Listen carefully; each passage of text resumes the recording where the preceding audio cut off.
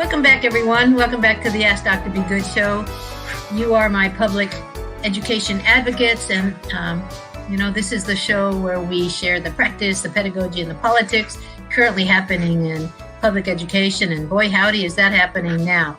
As always, I ask that you write your name in the comments when you come in, and then let me know your thoughts, your observations, comments, and questions about the topic being discussed.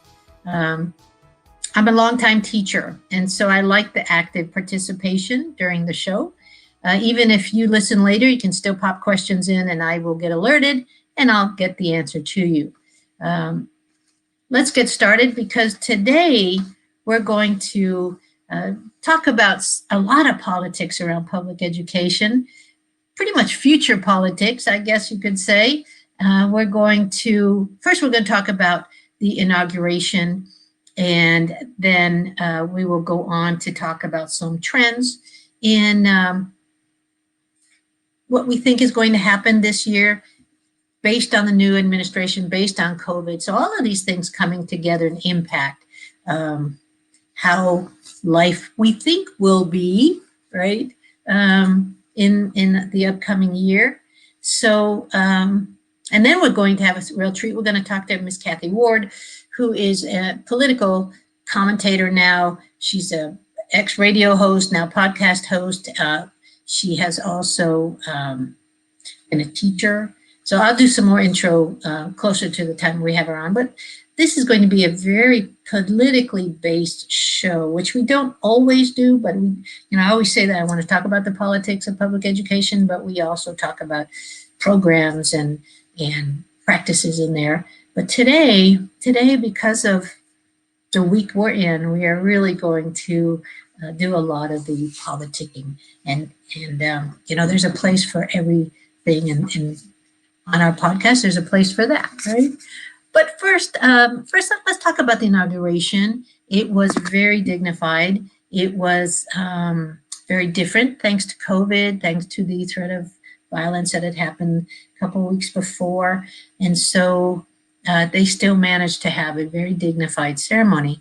And one of the things that stood out to me was the 22-year-old poetess that was on there, Amanda Gorman. And I didn't realize, I thought they had a poet or a poetess every inauguration, but evidently not. I believe it was Obama and Bill Clinton and I'm missing one, Kennedy. They all had a poet or a poetess. Maya Angelou has done it. And now we have Amanda Gorman, who is a former National Youth Poet Laureate. And she, like Biden, had a speech impediment. And so Biden, had a stutter. She had difficulty pronouncing certain sounds. And so she said that her speech impairment was the reason she was drawn to poetry at a young age. And I thought this made her especially interesting to spend just a little bit of time on. And her poem itself was excellent. So she needed an arena in which she could express her thoughts freely. And so she just fell in love with with being able to write her own poems and say her own poems. So she also connected with Maya Angelou, because Maya Angelou grew up mute. I don't know if how many of you knew that. Due to an assault at an early age, she was mute for many years. And yet then she grew up to deliver the inaugural address for Bill Clinton. So, there's a history of orators who have had to struggle with self-imposed voicelessness and then end up on the inauguration stage, which is quite overcoming challenges, right? Wow. So let's see. Let's talk a little bit about her poem. Gorman echoed in dynamic and propulsive verse the same themes that Biden has returned to again and again as he wove through his inaugural address, and that is unity, healing, grief, and hope. The painful history of the American experience and the redemptive power of the American ideals. Where Biden said we must end this civil war, Gorman declared we laid down our arms so that we can reach our arms to one another. Where Biden called for the American story of love and healing and greatness and goodness, Gorman saw strength and pain. Even as we grieved, we grew, she said. She opened by acknowledging the reasons why hope can be challenging. Where can we find light in this never-ending shade, she asked. But she continued, and yet the dawn is ours before we knew it. Somehow we do it. Somehow we weathered and witnessed a nation that isn't broken, but simply unfinished. She acknowledged the power of her own presence on the stage in a country made in a time where a skinny Black girl descended from slaves and raised by a single mother can dream of becoming president, only to find herself reciting for one. And during the time where we have our first lady of color as the vice president. So a very special occasion.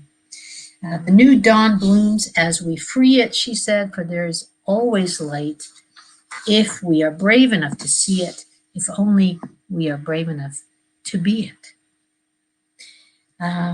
She also took her cues from orators like Frederick Douglass, Abraham Lincoln, and Martin Luther King Jr., people who knew a thing or two about calling for hope and unity in times of despair and division. So her poem reads in part, "The hill we climb" is the title. "We've seen a force that would shatter our nation rather than share it, would destroy our country if it meant delaying democracy. And this effort very nearly succeeded. But while democracy can be periodically delayed, it can never be permanently defeated. In this truth, in this faith, we trust, for while we have our eyes on the future, we must live it." And so you can see why that caught my ear, my eye, and especially in the sense of a teacher, because we as parents, we as educators need to use opportunities like that to show not only that kids can make it to the top stage, no matter their circumstances. And here we had not only Amanda Gorman as a daughter of a single parent, but also on the stage with the first woman of color, to the first woman and of color and Asian descent to be vice president, right? So many firsts that we're having in our last few years. And so that bodes really well for our future, doesn't it? And it bodes well for the conversations that we can have with our kids and have with our kids of color, have with our girls, right? And so we need that. And so making sure that we as parents, we as educators, use those opportunities well as they come up will enrich our children. You know, I had something interesting happen a few days before the inauguration. There were superintendents who were asking each other if they were going to allow the inauguration to be shown. And and I even had somebody from my own district reach out and say, should we allow teachers to show it? And it's like, I'm not understanding that question. We should have already, if we were worried about violence, been putting things in context with especially our older kids, right? We should be talking about current events, helping kids process it in an unbiased, neutral way so that the inauguration would just be a continuation of the conversation of what was happening before them.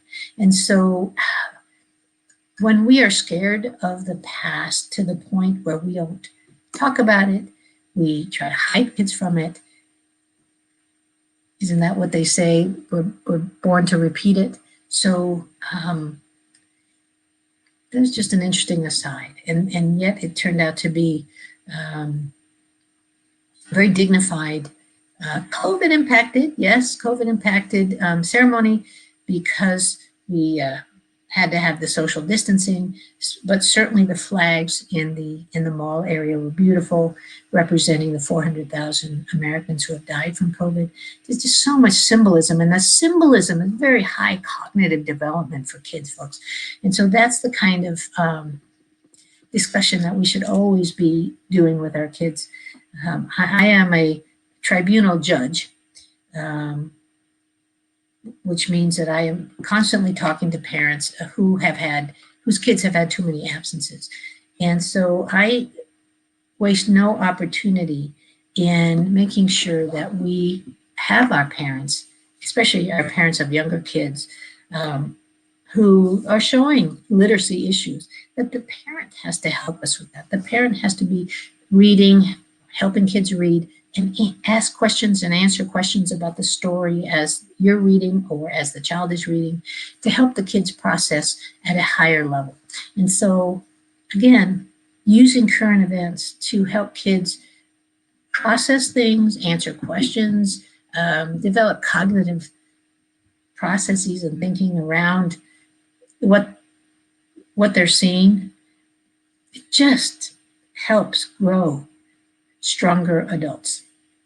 So thank you for letting me talk about the inauguration. It was, like I said, it was a very dignified affair. Any of you who watched the show that night, the fireworks were especially captivating during the Katy Perry song.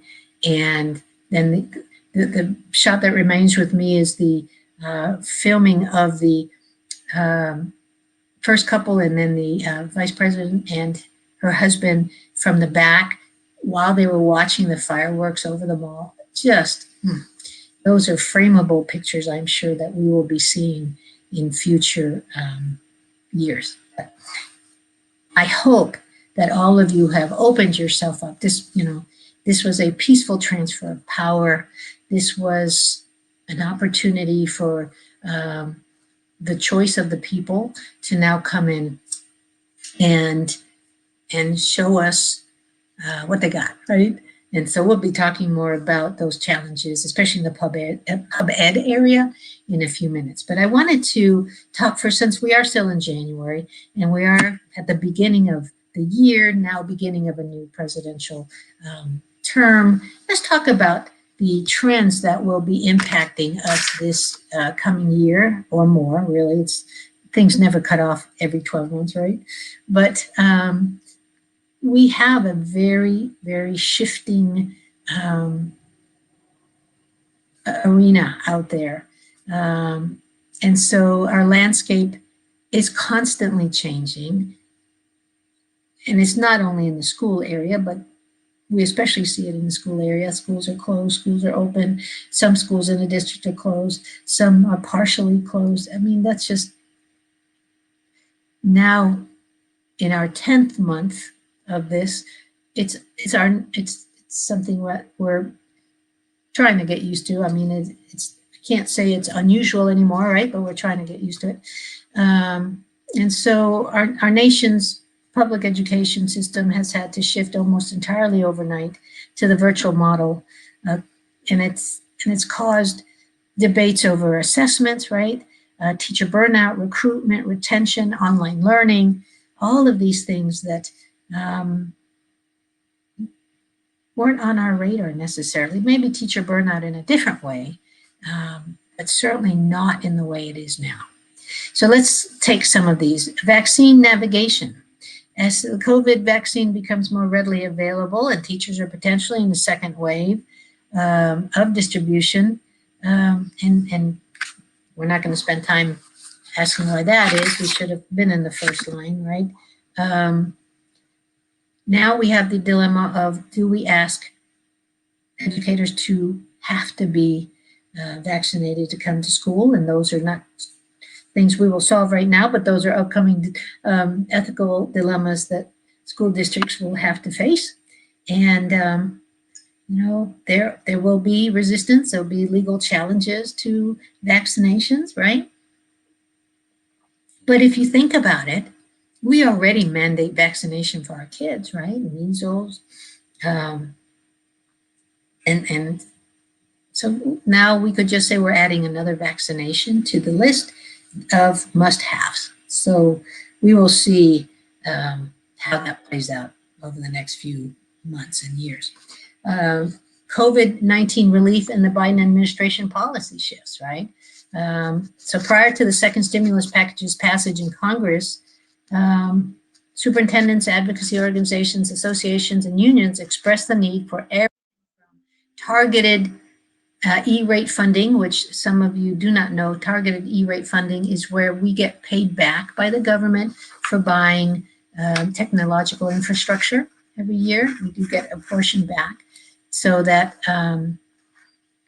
it makes it easier for us to be able to get that infrastructure in. And of course, many districts were not doing that as well. They're having to now because of the virtual world that many of us live in. And so the need for E-rate is much stronger. That is a federal cost. And so we'll see if that will give us more money in the future. Many believe that the funding for the K-12 schools won't be enough to cover schools from the budget cuts that we will probably have due to the COVID cuts in taxes and so forth. And so we're hoping that the Republicans and the Democrats can work together to be able to carry out these agenda items to fund the technological infrastructure that it will take to get our schools, and especially our rural schools, our schools in poverty that oftentimes are the last to get funding or to get renewal funding, that they will get more educational reform faster. Another one is school models.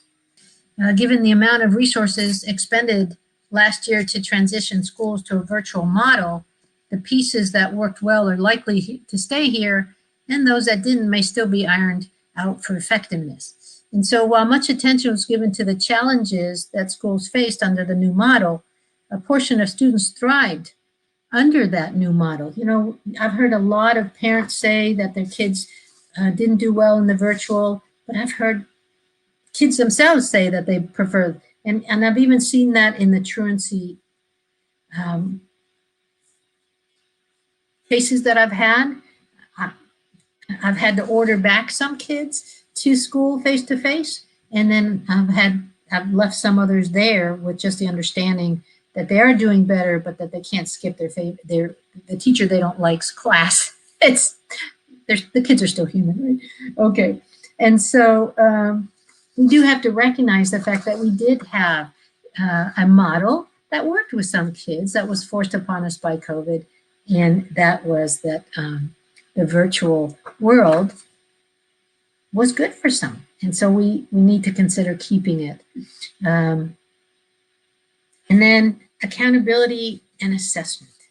That certainly has had to change. And so while districts have resumed interim assessments, many are pushing to rethink the assessments, and especially the state assessments, right, due to equity and other reasons.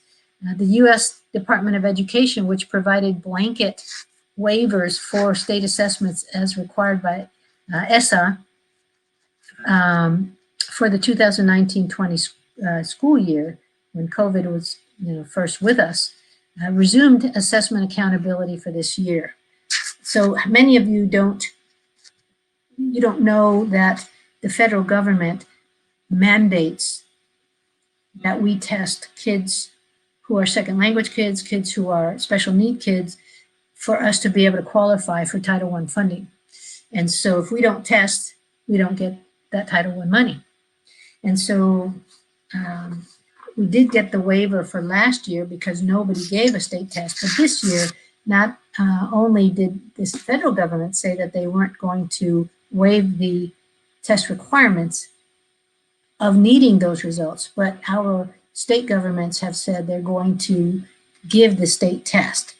What in Texas they did say was that they would only use the results to know how kids did so that we could get a better idea of their academic gaps, especially because of COVID, but that they would not use the results to hurt districts or teachers because of that, as they've done in years past. So the Department of Education is still saying that school districts nationwide are reporting more failing grades for the first semester of this school year. So that's still an issue, but that we have the need to not only know that our kids are gaining through their COVID gap, but that at the same time, we are reaching them if they're suffering from social emotional issues.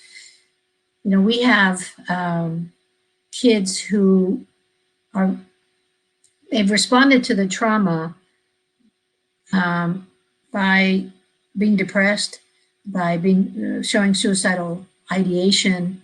And so, you know, when your parent loses his or her job, or parents lose their jobs, when the only food that you have oftentimes is what the school is giving you, that's tough. That's tough on a kid's psyche. And so what we're having to do is to make sure that we meet these gaps that we have with kids with the correct combination, right, of SEL and academic learning. And so think about this, think of what's on our plate. On our plate is we're asking districts and teachers to, from either a virtual environment or a face-to-face or both, to be analyzing kids' academic skills and how fast they're learning those while staying cognizant of how they're acting emotionally, right? And so that loss of learning, the social growth recovery, that is, that's a lot to put on our teachers and our school districts, and yet that's what we have right now. And so at least we can say that we have the school districts who are not going to use the state tests as a ding, that we're using it as just an opportunity to help kids move forward instructionally. And why is that? Well, our MAP test, for example, the nationwide MAP test for grades 3 through 8 are showing that kids have dipped in math between 5 and 10 percentile points compared to 2019 scores. And so definitely we're showing the understanding that the COVID world has impacted learning. As teachers learned to be virtual, as kids learn to be virtual, as parents learn to be teachers at home, all that came at a cost. Although again, I will say not as big of a cost, because the researchers out there did say that the losses would be bigger, and they weren't as big. So the glass is always half full in my world.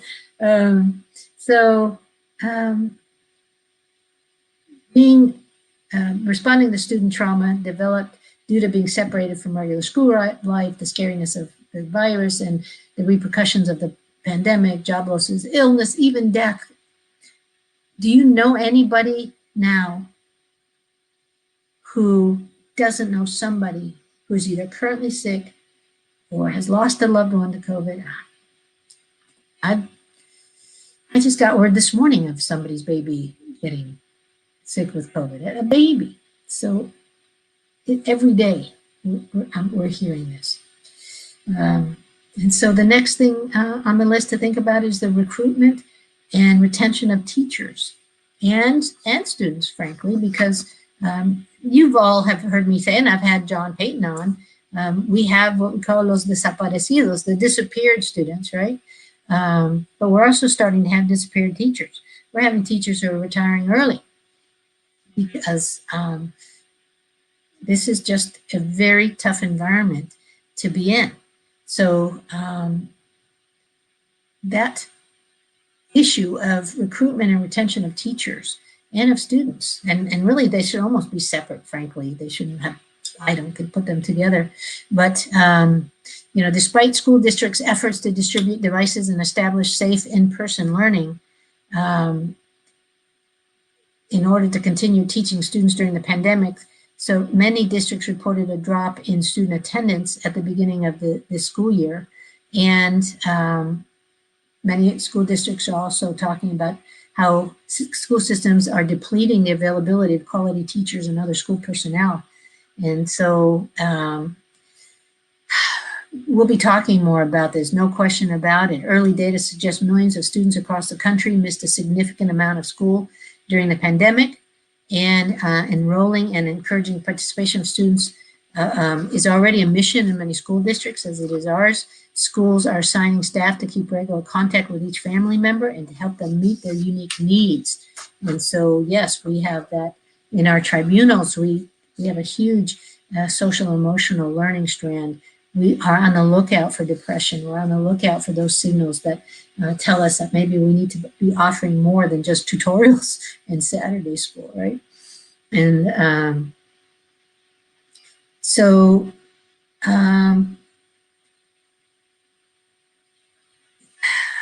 what we do need to do is to get better at possibly thinking about schools offering classes in the evenings and weekends to provide flexibility to kids who can't participate during the day because their parents are working and their parents don't want them at school yet. And so we're going to have to really be creative if we're going to retain the virtual model, because it does work for some kids or just some families who are not ready to have their kids back in school. That innovative thinking needs to go beyond the school day. And then the ability to offer personalized and rigorous learning is also hampered by the teacher shortages, including the lack of subs. Oh my goodness, the lack of subs. Just talking about that today with my folks. When the National Education Association polled educators in 2020, it found that 28% said the pandemic has made it more likely for them to retire early or leave the profession. The NEA poll showed 43% of Black teachers saying they're now more likely to retire or leave early. And, you know, I just recently read that, of course, part of our recruitment drive needs to be to get more teachers of color. If a student of color has just one teacher of color in his or her school life, it aids in keeping them from dropping out, if you can believe that. One. So they certainly are important. So certain incentives such as differentiating staffing models, providing leadership and professional development opportunities for staff, and showing appreciation for school personnel just needs to we need to become better at it as far as school districts are concerned, because it leads to teacher burnout otherwise. And that's, it has been steadily increasing over the years anyway, because of high stakes testing, the rise of more demanding learning models like project-based learning, stagnant pay, and the shouldering of much of the blame when policy and reform efforts don't pan out as hoped. And then COVID came, right? And so practically overnight, we have had to shift and adapt, and it's just caused even more burden and pressure on teachers. And as a result, the National Education Association poll found that 28% more teachers were going to either retire or leave the profession, with 1 in 5 teachers with less than 10 years experience expressing sentiment, compared to 40% with 21 to 30% years of experience, and then 55% with more than 30 years. So, you know, addressing this issue will be critical to retaining skilled personnel in years to come. And then lastly, we need to talk about the social justice and anti-racist practices. And while some schools have laid a path to increase cultural responsiveness, the deaths last year of George Floyd, Breonna Taylor, Rashard Brooks, all unarmed Black people who died at the hands of law enforcement, it sparked a reckoning nationwide that places schools at the forefront of the movement to squash racial prejudices and systemic bias. That work will continue and grow stronger and needs to be in every school district. These districts are making voluntary efforts to rewrite strategic plans, expand curriculum for diverse student bodies, integrate schools, and to put resources into professional development to train staff. I know we've done that. We haven't let the pandemic keep us from having our equity task force and to meeting and to having professional learning for our teachers. We still have that strand going on because it's just that important. And so, like they said here, what's going on right now is a call for all of us to really make sure that we're focused on teaching the right things. And so it's not only the right things of math and reading and social studies and science, but also social justice and anti-racist curriculum is very much part of our work.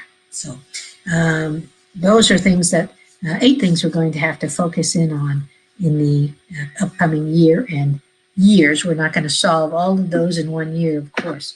But in the time that we have remaining, I want to bring on our political commentator friend, Kathy Ward. Kathy, very quickly tell us a little bit about your background. That gives you sort of the political commentator title, because that has to be earned. Okay, basically, gosh, political commentator, I don't know about this. I give my opinion from time to time on the radio and on podcasts, but you were a commissioner, county commissioner. Yes. I've been involved in politics for over 30 years. Actually, that's how JP and I met, was through my involvement in politics. And he and I have been on this journey together, and it's landed us in the spot where we can get on and hopefully in an entertaining and inspirational way tell our opinion on the air. But I was very blessed to be involved in politics. Started out as a volunteer, ended up as chairman of the Texas Young Republican Federation. From there became a precinct chair, was elected as the first female Republican chairman at the for the Collin County Republican Party, and then went on to be a county commissioner. And after that, I still stayed involved and have been a political advisor, a political consultant, and most recently, using this knowledge and information, kind of like you do, Dr. Good, help people advocate and stand up and speak for themselves and speak for we the people. And what did you do before that? Well, way back in the day, in the 90s, I was actually a teacher. I was a special education teacher and a drill team coach at Plano East Senior High. Absolutely loved my time in the classroom and loved my time with the students, and was very blessed to be part of that world. And it gave me a great insight as a mom when, while raising my kids. My daughter's already graduated, but my son is still in high school. It's so you feel empowered, especially having been a special education teacher, because you have to have that knowledge as far as how to stand up for your child, how to stand up for yourself, how to stand up and fight for your rights. I love that on your show every week you always mention something about special needs kids. And especially during this pandemic, it is so crucial that those parents and those advocating for that child know how to do that. And you're the perfect way for them to have a voice. You know the language to use so they can get results. So I brought you on today because you do have that educational background, you do have the political background, and so I thought I would read you some of the Biden educational plan, and based on your experience, tell me, do you think he can pull this off? And so, because he's got some really grandiose things here that I want him to pull it off, because, for example, providing educators the support and respect they need and deserve. So, of course, Dr. Biden, his wife, has been an educator for more than 30 years. And so they understand that teachers, teachers' aides, everyone who supports our schools at school, that they're underpaid, right? They're undervalued. Under-respected. Many educators across the country are experiencing stagnant wages, slashed benefits, growing class sizes, and fewer resources for their students. Too many teachers have to work second jobs to make ends meet for their families, and too often teachers and school personnel have to take on additional responsibilities that go far beyond the classroom. Educators end up spending their own money on school supplies, mentoring and coaching new teachers, and trying to fill in as a social worker, and so much more. And so he wants to give them pay and dignity they deserve, by giving them a huge pay raise out of Title I funds. And so in 2018, just a nice statistic here, public school teachers made 21.4% less than workers with similar education and experience. And public school teachers' average weekly wage has not increased since 1996. We know that their work is hard. We know that their work is important. And so Biden would triple funding for Title I, the federal program funding schools with a high percentage of students from low socioeconomic families, and require districts to use these funds to offer educators competitive salaries and make other critical investments prior to directing funds for other purposes. Does that sound credible to you? Having been myself in the, I've been in the pub ed system for 35 years. I've been in the political system and watched budgets, right? Right. Does that sound that he can triple the Title I budget, which is, I think, 16 billion or something, right? That's a lot of money, and money does not grow on trees. Where, to me, I'm sitting there thinking the federal budget is already so stretched. Again, as a former teacher, as somebody who respects teachers tremendously, and I think COVID has taught other people who maybe weren't educators or didn't have an educator in their family to respect teachers a lot more. I really think that. I think there's a new appreciation for educators, which has been a long time coming. We've needed that for a long time, and it took this pandemic for people to realize, wow, I really appreciate, Johnny's or Jane's teacher. I just don't know where you pull any more money out of the federal budget. I think that while that sounds like an admirable ask, I would like to see where the money comes from, because we know this in the state of Texas, and you and I have both fought for funds for education for years down in Austin. And in this session, it looks like our legislators are not going to be touching the education budget. We've already gotten some comments and commitments from them on that. I don't know where the money comes from. It doesn't grow on trees. And unless there's another area of the government that he's going to pull that funding in from, boy, it's hard to promise it, but delivering it is a different thing. How about this? Double the number of psychologists, school counselors, nurses, social workers, and other health professionals in our schools, so our kids get the mental health care they need. Now, I pulled this from his website, so this is that I've made up. These are promises that they're making out there, and so yes, too many of our kids are not getting the mental health care they need. We need mental health professionals in our schools to help with quality mental health care, but we don't have nearly enough. The current school psychologist to student ratio in this country is roughly 1,400 to 1. While experts say it should be at least 700 to 1. That's a gap of 35,000 to 60,000 psychologists. And so again, and on our show, JP, Kathy, and the crew, and you've been part of the mental health discussion with us, for years now, Dr. Good. Mental health is huge, and there is a crisis. And not only is there has been a crisis, and nobody was talking about it. Pandemic comes along, the crisis, I don't think we've even seen the tip of the iceberg. You were talking earlier on your show today about, suicide and, amongst kids, and it's getting younger and younger. Substance abuse, child abuse, spousal abuse, everything is up because of this pandemic, and because, I think people have felt like their livelihood, their freedoms have been taken away from them. So yes, has this led to a mental crisis? Yes, and I don't think we've seen how horrific it can get. So sure, that sounds like a great idea. I would love for there to be, I think there should be more liaison police officers. You know, you were talking about race relations. Bring these liaison police officers into the school to talk to the kids about, here's what choosing a path of crime gets you versus here's what following a path of law and order can get you. So I think it's all great. I just don't know where we get that funding.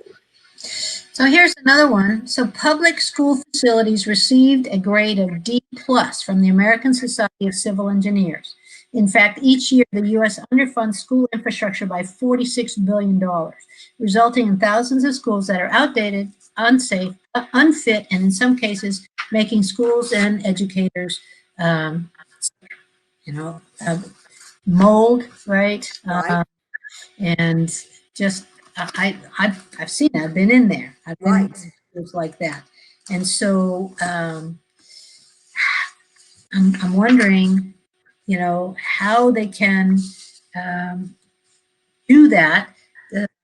So funds will be used to address the health risks in schools. They will be used to build cutting-edge, energy-efficient, innovative schools with the technology and labs to prepare our students for jobs for the future.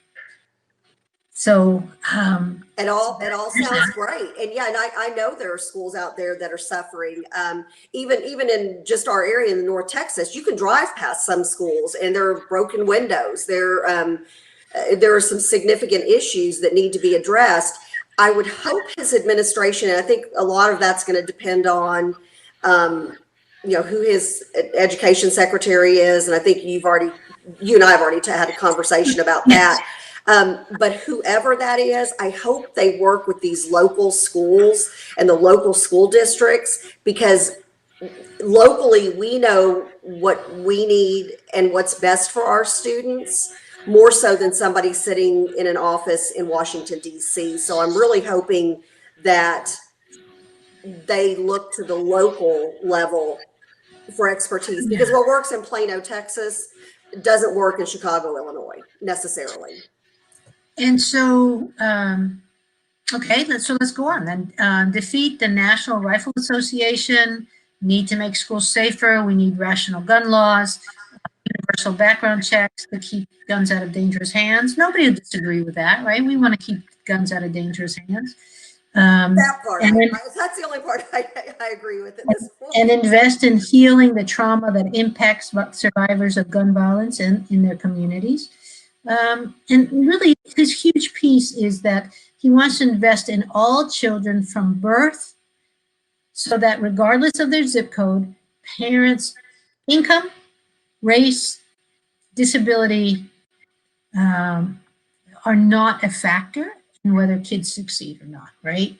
And so as Dr. Biden says, any country that out-educates us as a will outcompete us. It's a good line. I like that line. In order to maintain our competitiveness, our current system of kindergarten through 12th grade education is essential, but no longer sufficient. Roughly 6 out of 10 jobs in the U.S. requires education beyond a high school degree. And so many parents don't have access to the resources needed to get that for their kids, right? Well, you know, Dr. Good, it's interesting because I know one of his platforms that concerned me the most when it comes to education during the campaign was he's not in favor of school choice. And you know me, I'm a huge supporter of school choice, of charter schools. I think it makes the other schools in that district more competitive. It's been shown, there's been studies. So when you're talking about having children, you know, with a certain background or socioeconomic situation, if you take school choice off the table, how does that happen? I don't think that will be as easy for him to do as what people think. And the reason, I just read something on this last night, because I never, when I'm not Zooming, I think I'm reading educational articles, but I read just yesterday that Biden's challenges to meeting one of those promises about charter schools is that charter schools nationwide are showing that they are working with kids of color, kids of poverty, second language kids, more so than many districts, and doing better with them. Absolutely. And people want to debate this. There's lots of research out there that shows that to be a fact. Yes, there are bad private schools. Yes, there are bad charter schools. Yes, there are bad homeschool families, but there are good ones, right? Right. Don't punish the good ones. That's my whole thing is, yes, there's always a bad apple in the bunch somewhere in all walks of life. But when it comes to education, let's look at the charter schools, let's look at the private schools, let's look at the home schools that are succeeding tremendously. Well, both of your charter school campuses, huge success, even with the pandemic. So let's look at who's doing it right, and let's replicate those. And so Biden will have the challenge of going up against administrators or founders of color who have started charter schools for kids of color, who have shown that that's the only environment that they could be successful in. Right. So you have many charters of kids of color in Detroit and Chicago, it's Washington. They're out there, and they're showing that smaller, more nurturing environment is working for those kids. And so saying so blithely, we will do away with them, he can't do that. I think you would have parents. Oh, you want to talk about we the people rising to the occasion. You will have parents up in arms. And it's one of those things, maybe, and I know you're big on advocacy on your show, maybe parents who either send their kids to private school, charter school, something, homeschool, something other than the traditional school route. Maybe those parents need to start letting his administration hear their voices and hear how hugely successful these kids are. Your kids, I know you've got a government teacher. She's had district judges talk to her class, a congressman. She had somebody from the Electoral College who talked through the whole entire process. And I remember after that presentation, I thought, my goodness, there are adults who are voting right now that don't even know how that process works. Yeah. And so there are just so many reasons why we need to stop categorizing the public education and just be more accepting. Right. And, traditional schools, let's get you using your money to fund your programs better in a different way, so that you don't lose those kids, you don't lose those families, or maybe they come back to you, right? Amen. So it becomes competitive. There's lots of research that says when a charter moves into a traditional ISD setting, the ISD actually improves. Right. And so the schools nearby improve because they have to. Right. So, well, and let's go back. This is all about the kids. Every child learns better in a different environment. Both of my kids, my daughter graduated from a project-based learning STEAM school. My son's going to a project-based learning STEAM school. And they're better prepared to go out and communicate with coworkers, to speak to people who are maybe a superior or somebody they report to, because they've had that experience. They had to. That's how the school runs. So they had the interaction with adults. Exactly. So why, as a parent, can I not choose what's best for my kid? So let's continue, because time is never our friend here, right? Let's talk about some other things that he wants to do, and we hope, again, I know you hope that he can pull every single one of these off, as I do, because they're so good for kids. Right. Disability, let's see. So make sure that the children with disabilities have the support to succeed. The Individuals with Disability Education Act, signed into law in 1990, promised to provide 40% of the extra cost of special ed required by the bill. Currently, the government is funding 14% of that 40%. And so I know in Texas, we had the case, if you'll remember a few years back, where the education agency forced districts to only have 8.25 of their population be special ed. And then when the federal government made, it took them decades to notice, but when they finally did notice, the education agency actually denied it. Wow. It took parents. I went to some of those forums that were put on by the Texas Education Agency where they asked parents from districts to come and talk about special ed experience. And they heard loud and clear from parents and from educators that the education agency had been the driving force behind that 8.25, and that we would get dinged as districts if we went over that because TEA didn't want to pay for the extra funding. Again, that's one of these days I'll have to have somebody on who can talk about the way Texas funds its schools, but we get extra money for special education students and extra funding for ESL students and so forth. And so limiting the amount of special ed students that a district could have would help the agency monitor its money. So it was about the adults, not about the kids, right? Right. And the last thing that they're promising here that I want to bring to your attention is preschool for all. Now, right now, yeah, preschool for all. And so again, fantastic idea, right? Right now, though, you can only get free public pre-K for kids who are second language and who come from low socioeconomic backgrounds, who qualify for free and reduced lunch. They say that they want that for all 3 and 4-year-olds. What do you think about that? Well, first of all, again, I'm going to go back to the parents.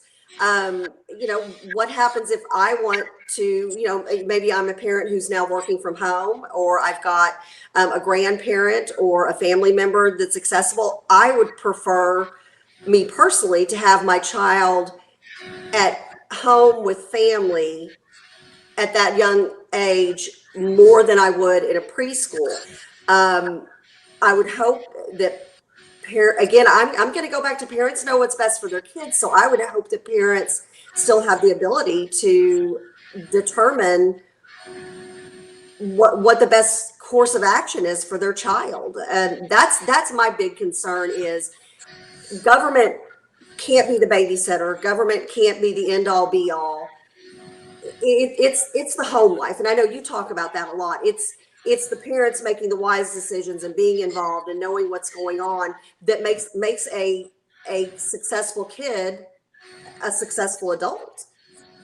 Right. It's that profound conversation, that cognitive development that parents take on the responsibility of doing. Yes. Many times they don't. They have to be reminded, and that's what you know. I'm a great nag. If I can get them to watch the show and listen regularly, they're going to hear me say that, right? Yes.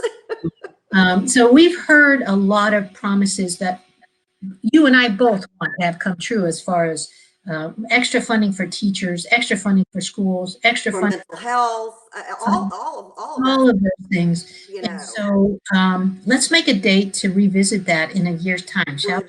Would love that. Love that, because there's not a magic money tree. So how do we go with that? Well, thank you so much for letting me be on your show today. Well, we appreciate. I love having outside experts come in and brainstorm with me a little bit, because I don't know it all. I'd like to bring in the experts from the outside and let me, you know, ping my thinking against your thinking, their thinking, and see how right or how wrong I truly am. I'm always looking to learn as well, right? I'm a lifelong learner, as you are. You you advocate for that. Anyway, well, thank you for that. Thank you. All right. God bless you, Dr. Good. Thank you. Thank you. Bye-bye. We just have a couple minutes remaining. So let me remind you, in this legislative time that we're in across the nation, that we are, first of all, we're in a new time period. We've got a new president, a new vice president, a vice president that represents so many opportunities to enhance for our kids, right? Our kids, our Asian kids, our kids of color, our females. And we have now hopefully a lot of new beginnings as far as meeting some of the opportunities and challenges that public education presents to any new administration. But we also have our state legislators that are convening across the nation, and they need to hear from you. We've mentioned many times how you need to be part of a pub ed army, and I hope some of you are becoming pretty comfortable with that by this time, that you have learned how to very quickly Google, find my state legislator. You get that link, you put in your zip code, you find who they are, and then you write them some of the things that we've talked about today. Dear state legislator, dear state senator, please remember during this COVID period for making public education the last thing you think about ever touching and cutting. Matter of fact, if you have any extra money to put towards maybe funding more counselors. During HB3 in Texas, the last legislative session, we had to pay counselors and teachers a little bit of a salary bump. And so, that, if we can do that again, that can only enhance our teaching body, our counselor body, and ultimately impact kids positively. So, legislators, we hope that you will listen to your constituents, that you will hear their voices that are coming more regularly now, right, Pub Ed Army, and that we can partner together to really effectively use the money that we have to make our futures brighter and more economically feasible for all of us by making sure our young people get the support they need today. Thank you all, and the barking dog signals the time to go. So thank you as always for putting your comments and questions in the comment section. And if you do it after the live version goes out, then I'll be happy to respond later.